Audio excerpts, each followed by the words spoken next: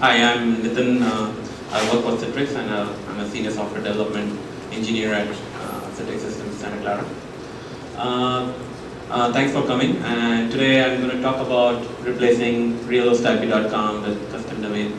It's a long topic, but I hopefully will try to make it simple and easy for everyone to understand. Let's start, and hopefully this is going to be a short talk. I mean, I hope to show you a demo and see basically how things work. So let's jump onto the agenda. So the agenda is basically, first of all, we will discuss what exactly is realhostip.com and what's happening to it. It's retiring. So, and does it affect my production cloud? Does it affect the cloud I'm running in my own private environment? And if it's impacted, if you're impacted, what are the possible solutions you can use to probably go and over the realhostip retirement, and then finally, how do I apply these solutions which we have and probably even troubleshoot these solutions.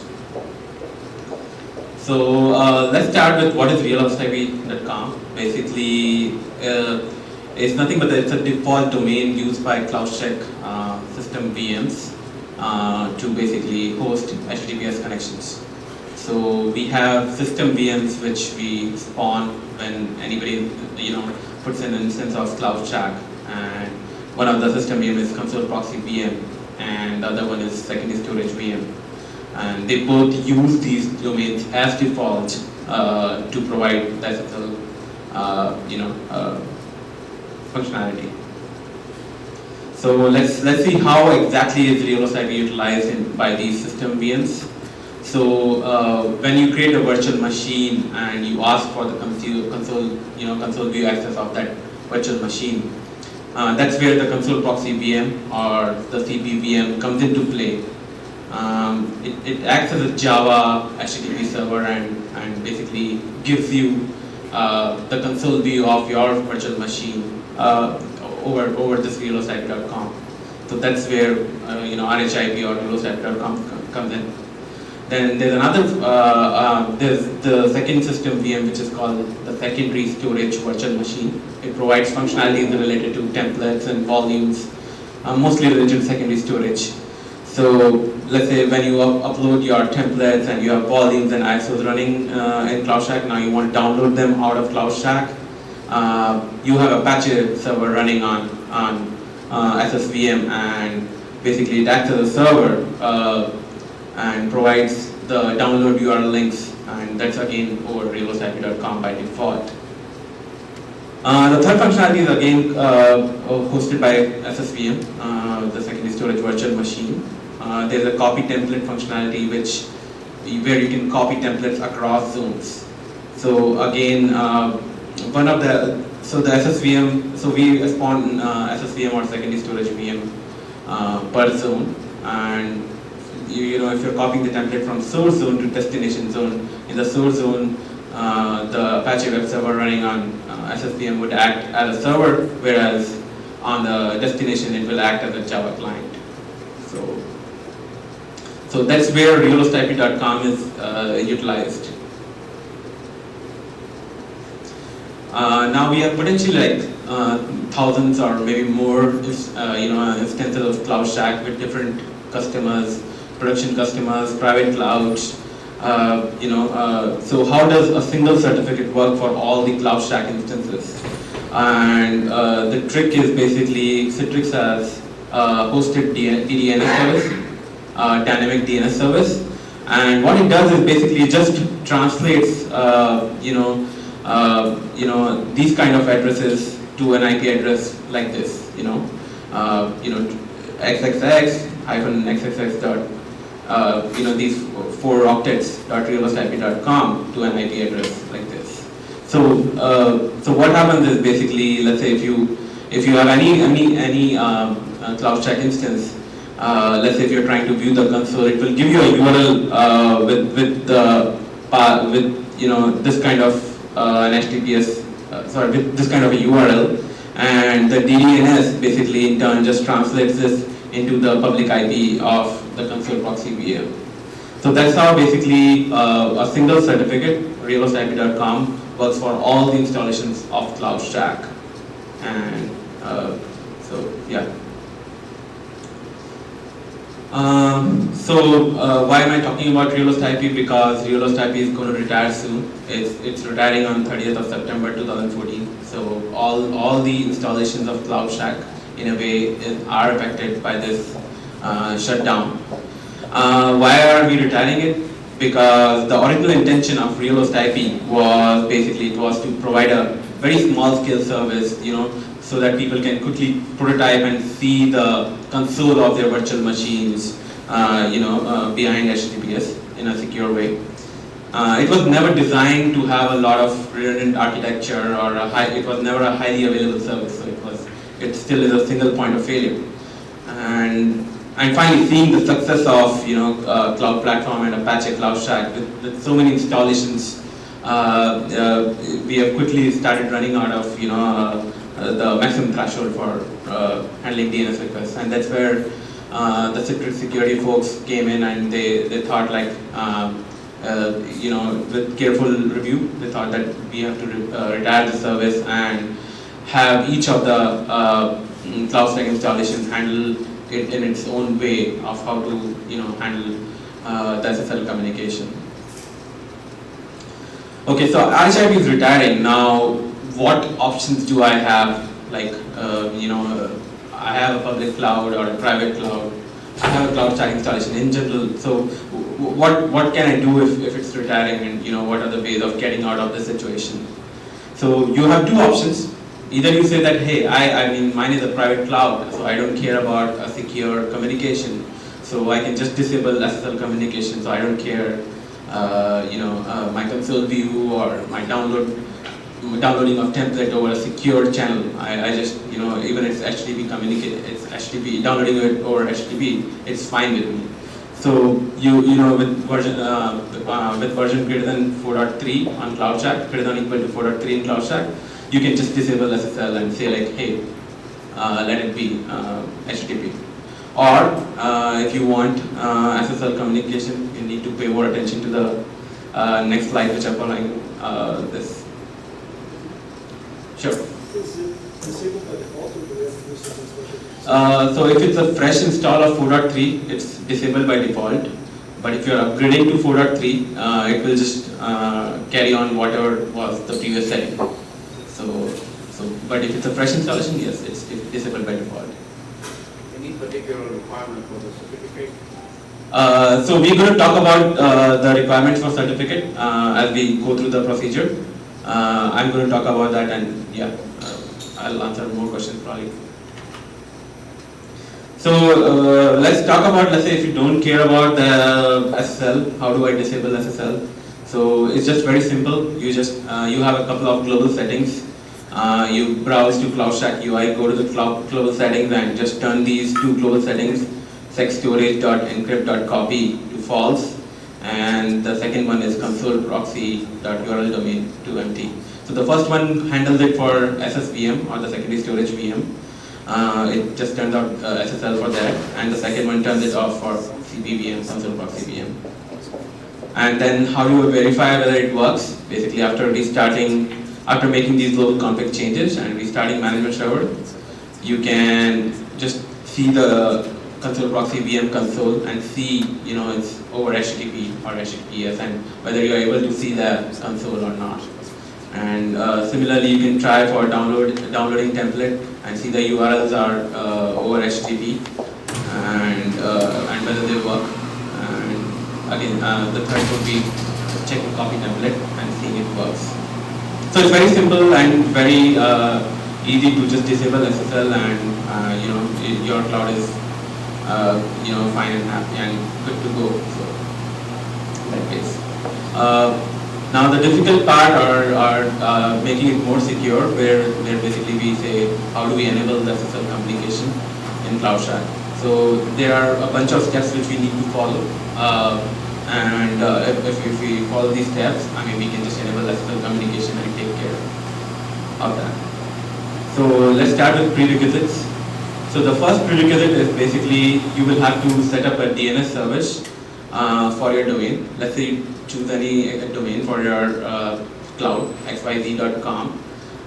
You either can set up a dynamic DNS service, just like how Rehost IP is set up, and which basically mimics the steps like right now what Rehost IP does, basically converting 4 octets of IP address to a public IP address. So it can dynamically handle any public IPs you add to your CloudStack thing. Or you can do the static way, basically where you can just populate all the possible DNS names in your public IP. Populate all the public IP ranges you have in this way, and basically you're good to go. So these will be resolved to the public IP you allocate to your console proxy VM or the secondary storage VM. Do I need a wildcard system? Yes, you would need a wildcard. We're just going to go to the prerequisite 2, which is going to talk about that. So you need a signed wildcard certificate for your domain. Okay. This can be obtained from from any well-known CA, like let's say VeriSign or Symantec, etc. Do you know how much is the price of VeriSign for wildcard? So you can get it from a very well-known CA like VeriSign, but if it's not a public cloud and you just are hosting it internally, you can make your own certificates, exactly, for free of cost as well. So when you are obtaining a certificate from such CAs, you need to make sure that you have a public certificate of the root CA like VeriSign in PEM format. It's a very well-known format in SSL, basically for public certificates. Again, if you are using intermediate certificates which will come in for GoDaddy, those need to be in PEM format as well. The wildcard domain certificate, again in PEM format, and the private key in PKCS8 format. So these steps are documented in our admin guide section as to how to go about this. I'm going to talk about this at the end of the section of this presentation as well. How much is it? Sorry?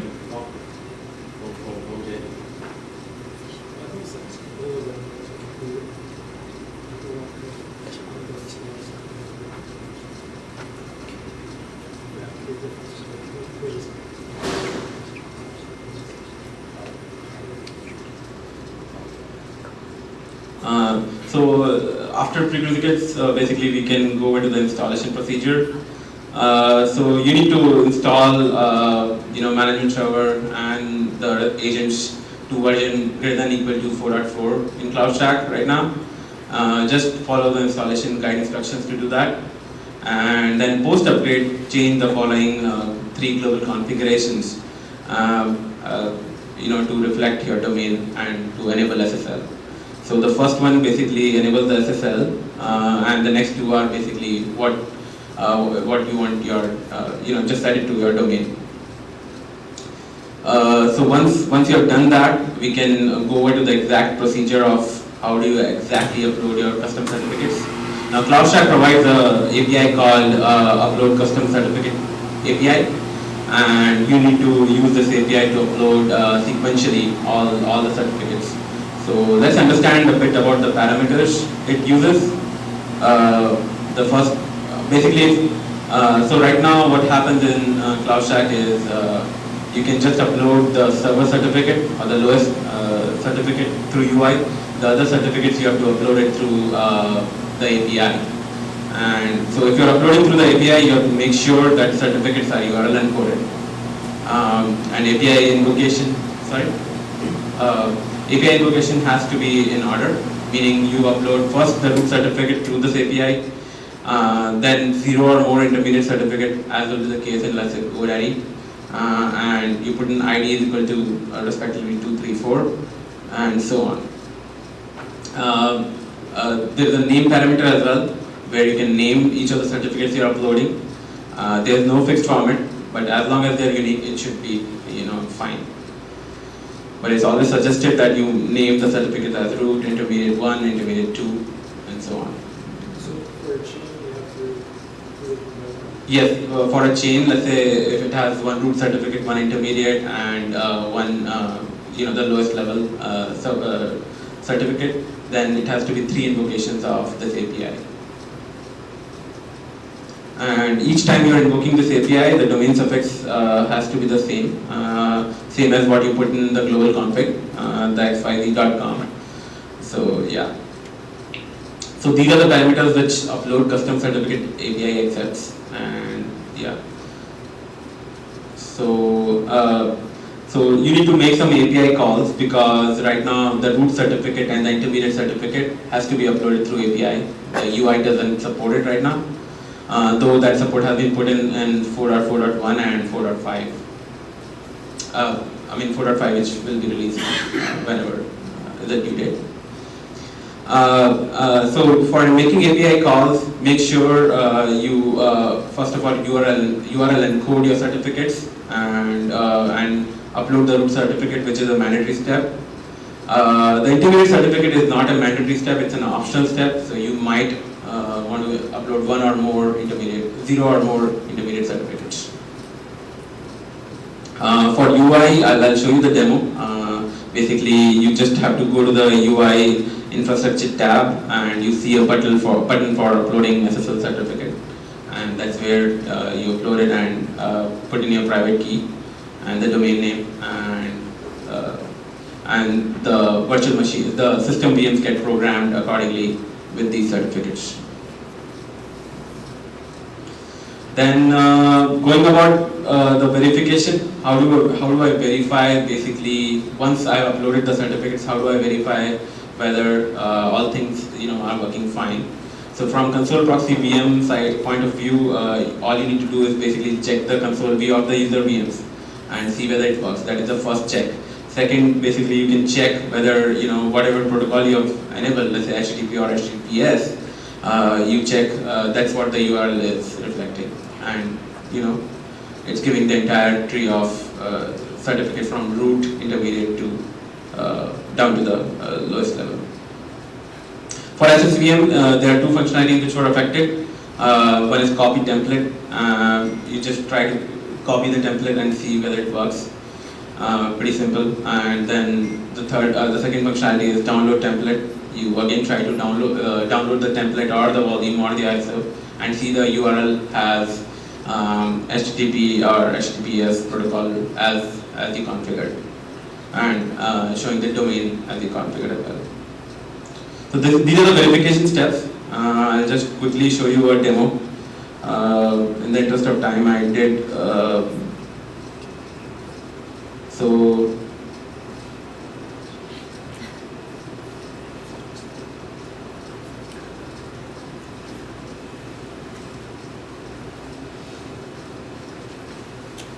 So here's where you log in, and so yeah, the resolution is a little bit low. You go to the infrastructure tab, and on the top right corner you see SSL certificate, and you press that. So this is based out of the master branch in Apache, which is going to be 4.5. So basically in the UI we have put in the functionality of uploading the root certificate. Otherwise, you will have to, invoke the API manually outside the UI. So you can paste the root certificate. Actually, before even going this, we need to first change global settings. So we need to change the domain. So if you see, I have already changed the domains. The console proxy domain, I've changed it to star.customhomework.com. And the secondary storage VM domain I've changed again the same thing. So I've done that, and I have enabled encryption.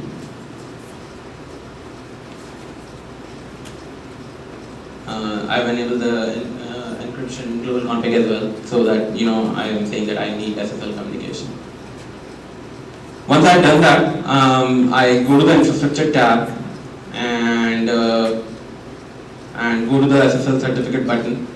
I put in the root certificate here in the PEM format, and if let's say if I have, this is the mandatory step. if I have intermediate certificates, as would be the case in, let's say, GoDaddy, I say put in intermediate certificate. If I have more than one intermediate certificate, I can just put in more. Then I put in the server certificate and again in the PEM format, and the private key in PKCSH format. And finally the domain name, which is customermove.com here, and then press and OK. So what it does is basically it triggers the system VMs restart, and they get programmed with these certificates, which you just uploaded through CloudStrike UI. And then on basically all the functionalities will start happening over SSL, over the custom domain which you uploaded. So I already uploaded the certificate, so I can quickly show basically how does the download template look like once I have put in my custom thing. So if you see basically the URL reflects the new domain which I have put in. It doesn't reflect realhostip.com anymore, or the HTTP thing. It's HTTPS as well. So, and then you can try for download volume as well. And if I try to see the console of the virtual machine I have here, maybe VPN might not work here. So, but if you see the URL, okay, it works. The URL, I don't know. So something got wrong here. Maybe the URL still doesn't reflect HTTPS. I'll check that. But it should ideally reflect the HTTPS and the custom domain. So these are the verification steps, and probably we can just go back to the slide. Yeah. Now, let's say you did all these steps and still something somewhere went wrong. So how do you troubleshoot? So we have a very well put out wiki, a very well written wiki out there, and we can consult that wiki to basically see what are the ways we can troubleshoot if things go wrong. So this is the wiki. So let's say there are a bunch of things which can go wrong, or you see things not working, and we can we'll go one by one over these things. There might be more stuff to talk about, but these are mostly the problems which can happen and things can go wrong. So once you uploaded your own custom certificate in the CloudStrike, you see that, let's say, the download template URLs or the download volume URLs still reflect the old domain. So what you can do is you can reduce the expiration duration of these URLs. These URLs get expired after every extract URL expiration interval. So you can reduce this interval and let the old URLs expire. And if you try again the download template, it should basically reflect the new URL. Let's say if you're trying to copy the template and you see exceptions like, let's say, PKIX certification error, how do I solve it? So there can be two things here.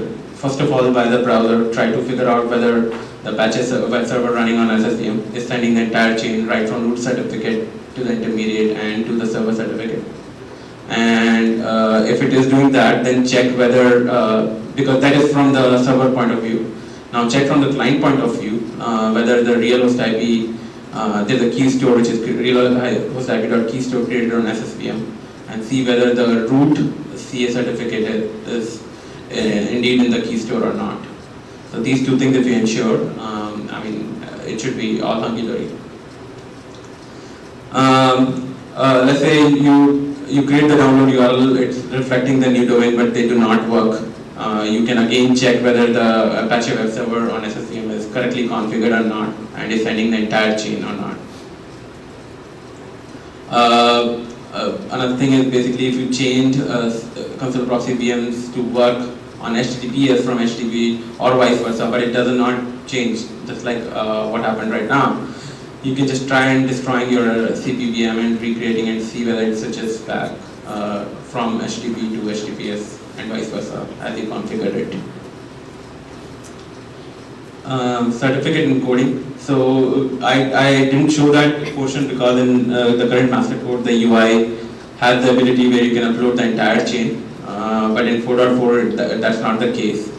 So in case you're uploading it through the API, you need to encode the certificates and then invoke the API. So, and you can quickly verify that in Cloud Database and see that there are no, spaces in the basically certificate which is encoded. So there's a table called key store table in CloudStack Database from where you can see this. In case you uploaded the wrong certificate, you can undo that by calling with the same name and the domain suffix and upload the right one to the UI. Any other issue that you see with SSCM, try to check logs on management server and on the SSCM and see if you can find some exception in programming the certificate. Or as a brute force, you can try and destroy the SSCM and see, going the Microsoft way, basically just shutting down your computer and restarting it, just destroying SSCM and seeing basically things work fine or not. And last but not the least, you can say, like, let's say if you have already uploaded the certificate and customized it, are you all good in versions before 4.4? The answer, unfortunately, is no. You would have to re-upload the entire chain using the same API parameters, name and ID, etc. So that it works again in 4.4 and further. So that's a brief about how you can troubleshoot. This wiki is out there. I'm going to publish. It's already published in the dev list. You can Google for it as well, and I'm going to put it on the PPT, which will be shared by Karen. So that was the troubleshooting. Now, getting the certificate. Now, there are two ways of getting the certificate. One is basically getting it from a known authority, like let's say VeriSign or GoDaddy, or basically you can generate your own certificate. So let's talk briefly about how do you get a certificate from a known authority. It's very simple. It's a very standard procedure. So you need to use the standard OpenSSL tool. What you do is you generate your private key in the PKCS8 format. Generate a certificate signing request and choose whichever known authority you want to go for and send the CSR request to them, submit this request, and finally you should receive a certificate in return. There's just one thing that if you're not the person, the email that the registrar has, or make sure that the person, whoever is aware that they're going to be getting a request for it. I didn't completely follow. So, for example, if there's someone in the company that's responsible for managing that domain, Right. make sure that they're aware that you're requesting this will be approved. Absolutely. The certificate, otherwise you won't get it. Yeah, absolutely, yeah. So yeah, it should be the authorized IT folks who get this certificate and under their name and the company's organization name. So even if let's say folks leave or things happen like that, it's taken care of and not there's no problem as such. That's what you're talking about, right? Well, because I was registering Wildcard through GoDaddy, but I'm not the owner of the name. Right. Absolutely. So they get the email saying, hey, is it okay for this? It varies based on the CA you're using and how much money you pay. What's So that? it varies on the CA you're using and how much money you pay. So if you go with someone cheaper like GoDaddy or something, they'll do a basic email check, right? If you're They have a couple different methods. yeah, but what I'm saying is if you buy the more expensive one from them or go from VeriSign, they'll actually go and start calling people and checking business records and stuff too. But Right. the general idea, yeah, it's going. I guess my point was make sure that whoever owns Oh, yeah. actually Yeah. it has a relationship with the registrar. Yeah. Knows about this. Otherwise, Still works with them. Yes. A question, if I do my own self-signed certificate and I run my own certificate storage in your house, it doesn't have any browser, the browser doesn't have any features. Yeah. The only rollback that I would see is the SSL issue, right? Agreed. Is that the only issue there? Yeah, that's true. So this was basically getting the certificate from a known authority, and again these steps are documented in the wiki, so you can the exact steps these are like overview. We can look at the exact steps, and you can look at the exact step in the wiki.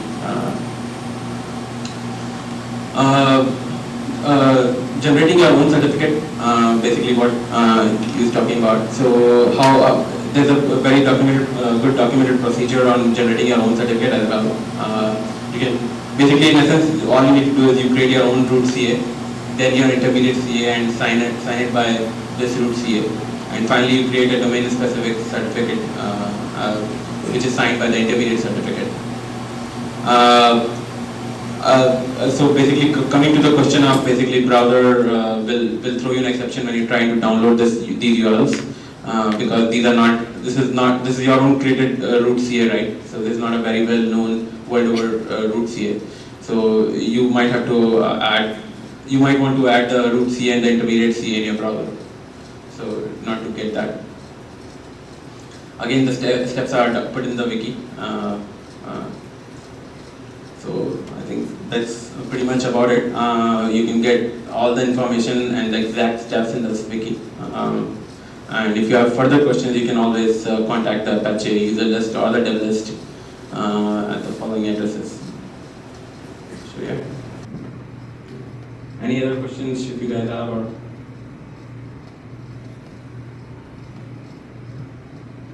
All right. Thank you all for attending.